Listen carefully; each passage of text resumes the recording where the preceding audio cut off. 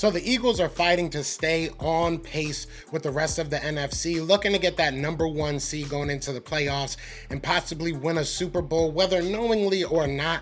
This Eagles team is also on the verge of breaking multiple historical records, organizational wise and individually. So I want to talk about some of the records the Eagles could break, and I also want to talk about some things that 2 of our star players said that makes me realize this team is so special. So let's get into it.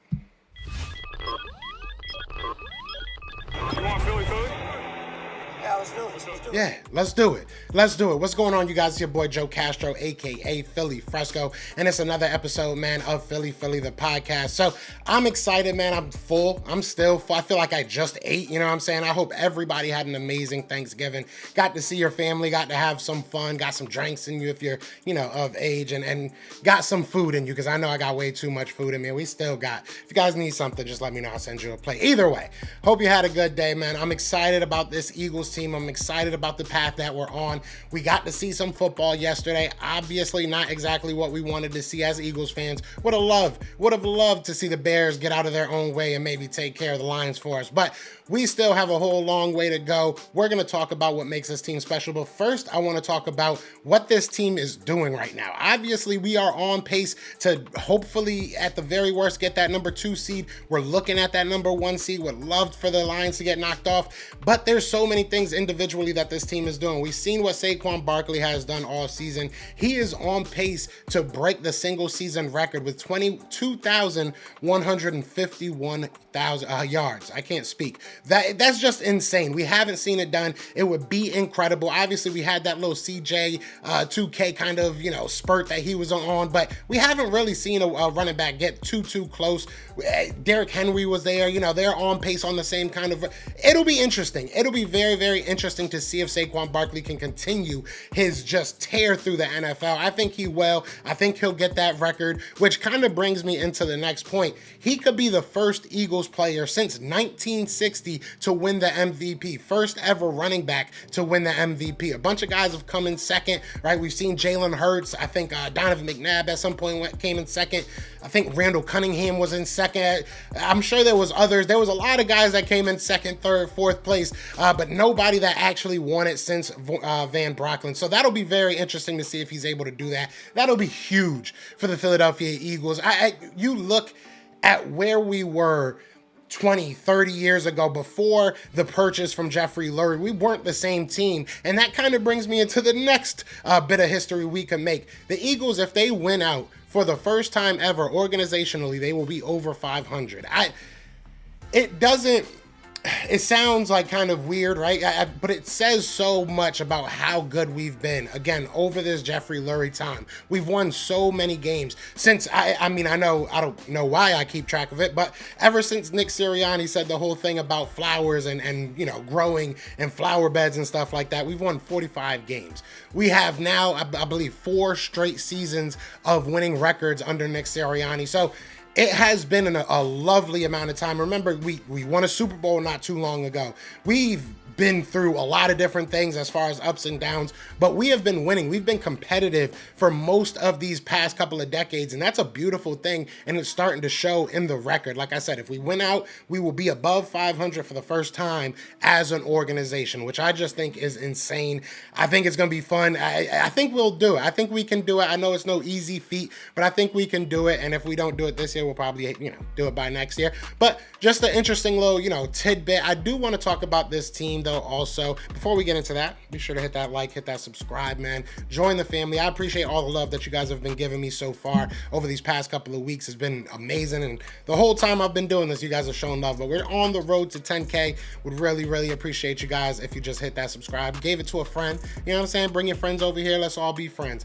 So I want to talk about this team because obviously yesterday was a day for everybody to be thankful. Everybody talked about what they were happy about. Everybody talked about what they were thankful for and gracious for. And Saquon Barkley and Mechi Becton both also were people that did that. So Saquon Barkley said he was just happy to be here. He was thankful to be in Philadelphia. He's said numerous times that he feels like he found himself. He's having more fun than he's ever had. You look at Mechi Becton. Becton came out and said, and shout out to Bleeding Green, it was in their website, he straight up came out and said, man, that he's actually having fun playing football again. He said that he didn't have fun playing football since he was in college, and he now where he is, he feels like he's having fun again. And it is an amazing thing to watch, man. You see what Stoutland's able to do with these guys is just incredible. You know, I saw a chart, and maybe I'll pop it up here if I can find it. But I saw a chart with Jordan Mailata and Lane Johnson as the 2 top tackles in the NFL. That's just insane. You look at the storied career of Jordan Mailata, right? Obviously, Lane Johnson came into the league as an offensive lineman, a highly touted one, I think the 4th overall pick. But at the end of the day, he has grown so much personally and, you know, athletically and just his profile, obviously, and his career, just his resume is untouched in my opinion. But then you look at Jordan Mailata, a total opposite path, realistically, a total opposite path. So it's amazing what we get out of these guys. You also saw Fred Johnson up there, a little bit below average, but still a pretty impressive in his own right. So he's just able to do it with whoever. I truly do believe you put me out there, I'll be able to, you know, kind of give you maybe 2 or 3 good snaps. I can give you 2 or 3 good snaps. But you look at these guys having so much fun, just feeling like a team, feeling like a family. And that, to me, is what brings you to a Super Bowl. I obviously you have to have the players, right? You have to have the athletes, you have to have the talent, you have to have the coach. I feel like we have all that. But on top of that, you have to have a unit. You have to have a bunch of guys that understand, I need to pick this guy up here. He needs to pick me up there. I need to be here for this. So they all understand each other's strengths and each other's weaknesses. They're all bought in to the system with Vic Fangio. I truly do believe that this team is put together correctly. This team actually cares about one another and cares about every single Sunday or Monday night or Thursday night that they go out there and play football. It's just different. And maybe I'm overthinking it. Maybe I'm overdoing it. You guys let me know in the comments. But I truly do believe that this team is just built differently. This is what we had in 2017, you know, the family atmosphere, but I would say an even more talented team. And I've said this before in videos, we're not even where we're supposed to be. We're not even at the climax of our talent. We're not at the peak of what we can, you know, be. We're not at the prime with a lot of these players. You look at Saquon, you can say he's probably in his prime.